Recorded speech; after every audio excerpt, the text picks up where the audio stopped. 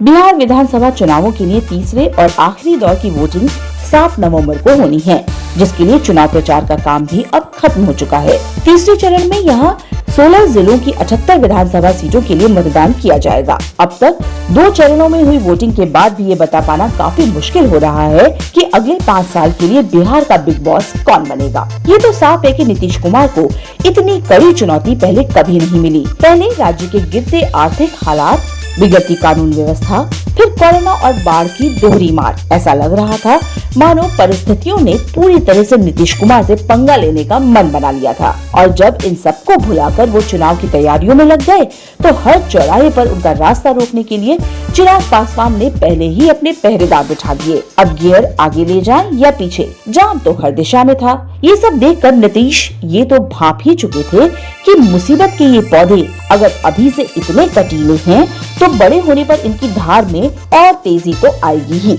शायद यही सब अनुमान लगाते हुए अपनी लोकप्रियता के चरम पर ही आज उन्होंने अगला चुनाव न लड़ने की घोषणा कर दी। और जान लीजिए, आज चुनाव का आखिरी दिन है और परसों चुनाव है और ये मेरा अंतिम चुनाव है। अंत भला तो सब भला। वैसे राजनीति के जानकार इसे नीतीश की एक सोच समझकर खेली गई चाल मान रहे हैं। एक तो आरजेडी नेता तेजस्वी यादव के आगे उनका दमखम अब कुछ फीका पड़ता दिख रहा है। उस पर पहले से ही टिमटिमाते इस दिए के चारों तरफ जैसे ही चिराग पासवान नाम की हवा चलने लगती है, तब तो उस लौ का सारा घी अपना अस्तित्व बचाने में ही खर्च हो जाता है। ऐसे में प्रदेश की सुध लेने की सुध-बुध कहां से लाई जाए। अब नीतीश कुमार भी कुछ ऐसी ही रस्साकशी से गुजर रहे हैं। जनता में भले ही उनके प्रति नाराजगी है, लेकिन जैसे ही उसे उनके घर छोड़कर जाने का पता चलेगा, हो सकता है कि पुराने रिश्तों का मान रखते हुए वो उन्हें रोकने की कोशिश करे। और अगर ऐसा हो गया तो तेजस्वी और चिराग के बंदर बाट के बीच खीर का कटोरा नीतीश के हाथ में चला ही जाएगा। और अगर जनता ने भावुक मन के साथ टाटा बाय बाय कर ही दिया तो उम्र का हवाला तो दिया ही जा सकता है। आखिर 69 साल में शरीर भी तो थकने लगता है। यहाँ आपको एक बात और बता देना ठीक रहेगा कि अगर मुख्यमंत्री निवास की चाबी इस दफा भी नीतीश के कब्जे में रहती है तो अगला चुनाव न लड़ने का फैसला उससे आगे के चुनाव के लिए भी टाला जा सकता है। वैसे पूरे चुनाव निकल गए, लेकिन इस दौरान कहीं इस बात की ऐसी कोई सुगबुगाहट तक नहीं थी। इसीलिए गुरुवार को जब जेडीयू प्रत्याशी के समर्थन में पूर्णिया में एक रैली को संबोधित करते हुए उन्होंने ये घोषणा की तो सभी के लिए इस पर भरोसा कर पाना थोड़ा मुश्किल हो रहा था। वैसे इस घोषणा के साथ ही कि अगला चुनाव अब वो नहीं लड़ेंगे, नीतीश ने एक और जुमला जोड़ दिया जिसके कई मतलब निकाले जा रहे हैं।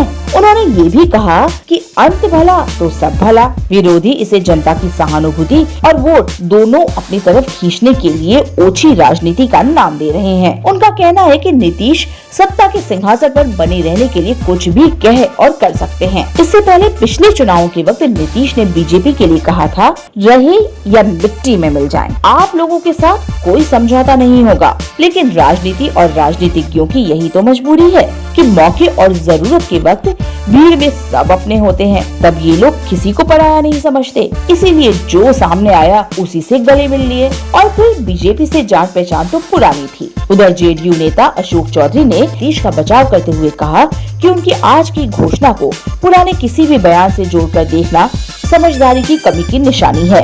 नीतीश कुमार ने जो कुछ भी कहा है काफी सोच समझ कर कहा है और इसका कोई दूसरा अर्थ नहीं निकाला जाना चाहिए। वैसे जिस तरह से इस बार नीतीश को अपनी रैलियों में जनता के विरोध का सामना करना पड़ रहा है, यहाँ तक कि भाषण के बीचों बीच उनके ऊपर प्याज तक फेंके गए।